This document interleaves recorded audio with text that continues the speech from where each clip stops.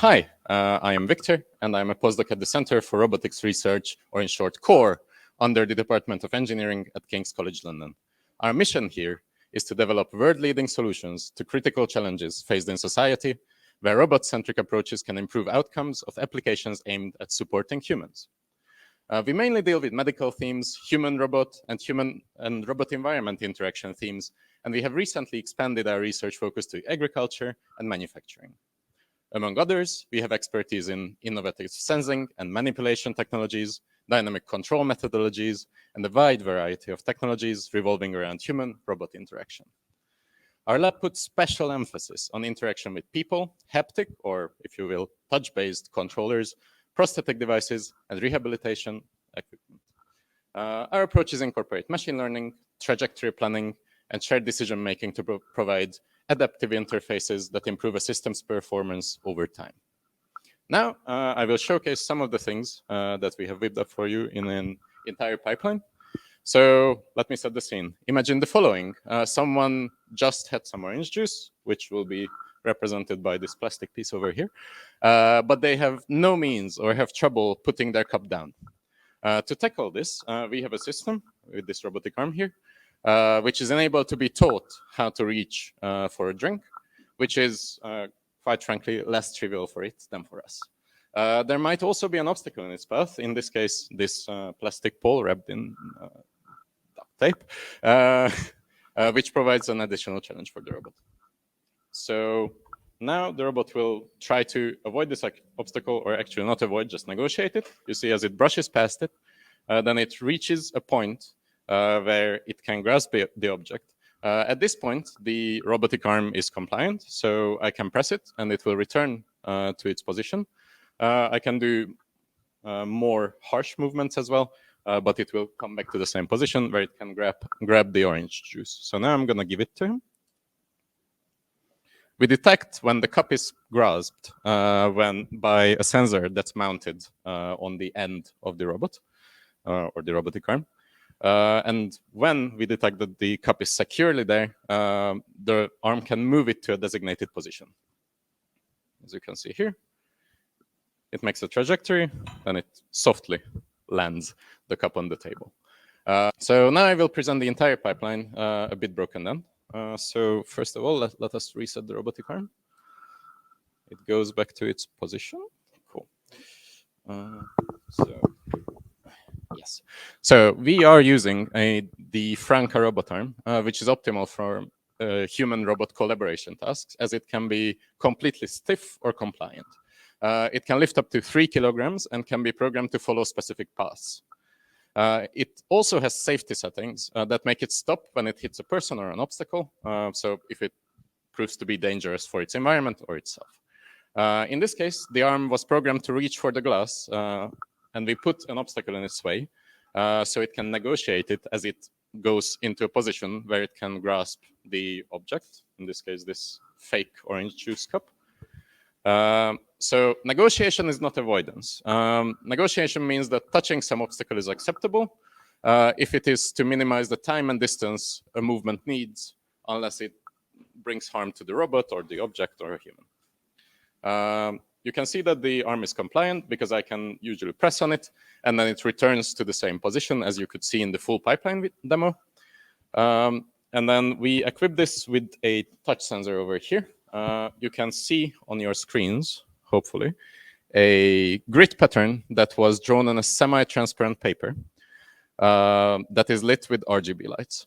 A camera is monitoring this pattern.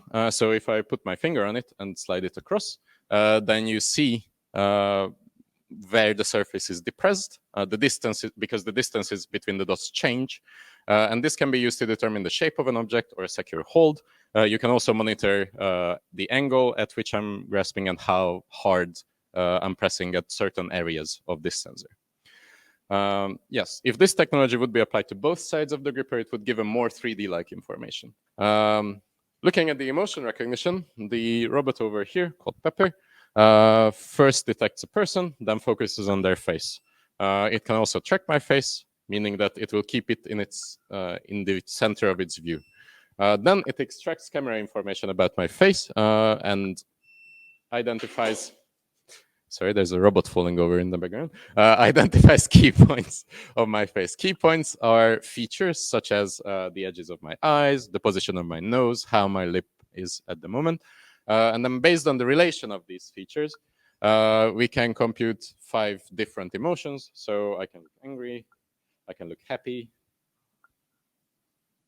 Yeah. I can look neutral, as before, you saw surprise as well. This computed emotion information can be used to adjust the behavior of robots like Pepper or robotic arms, obviously if it was applied to the Frank robot itself. It could adjust the robot's speed or closeness to people, depending on their needs. Yes, and the last thing we are dealing with here is learning from demonstration. This concept is pretty much what is written on its lid. The robot could be given multiple demonstrations of a single motion. In this case, we have a pick and place motion, so to say. So if we show the robot that here is a cup that I'm grabbing and I'm moving it here, and I repeat this process roughly 1,000 times, or show it this motion, you can notice that depending on where the obstacles are and based on my state, I make different trajectories. An algorithm can learn these trajectories, and then the robot can replicate this behavior. So first it grasps the object, and then this is the picking part, and then it can place the cup on the table based on previous demonstrations that we have set up before. This makes this behavior more adaptive than a simple preset, meaning pre-coded rigid behavior that would give to the robot. So all in all, thank you for tuning in to the Core Lab's quick demo during Robot Lab Live 2023. We hope you enjoyed this brief showcase of socially assistive robotics, and now we'll be taking audience questions. Thank you. Okay, so the gist is, can Pepper reply in a Sophia or ChatGPT-like manner to humans' questions? This Pepper cannot, but you can deploy something like ChatGPT on Pepper. Sophia, not so much, because obviously you can't really move the face, so it will not be the same experience. But if you put like a voice recognition, meaning that it will understand what I'm saying, it can use one of these solutions to actually reply to people in the same manner as you saw in those robots. Thank you.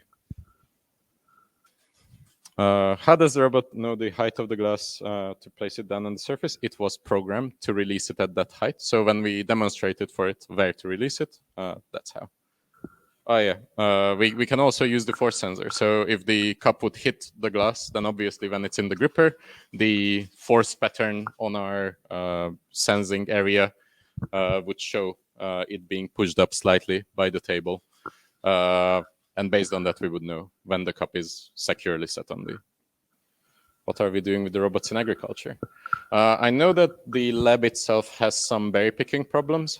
So pretty much mobile robots in the field go out, identify ripe berries, and try to pick them off. That's the project I know about, and that's what the previous years have yielded, kind of. Thank you for the question. What's your favorite robot in the lab? Well, personally, I should choose wisely. So I would say Pepper, because it has a very cute face, and it's sort of human-like. It's interactive, and it can talk back to you and can be kind of like. There's a robot dog behind me disagreeing with this, but anyway. So my answer is Pepper. Thank you so much. What about the Baxter?